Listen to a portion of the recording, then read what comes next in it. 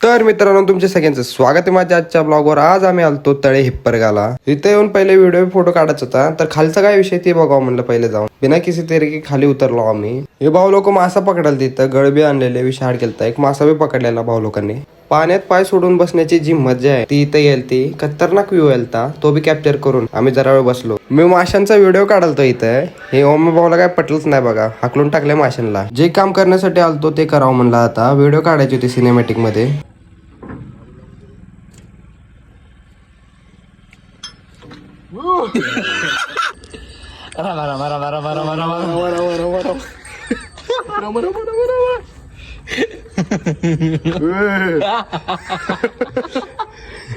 पाय घसरायले सिरियसली लय बेकार पडतो पोहायलाच येत नाही।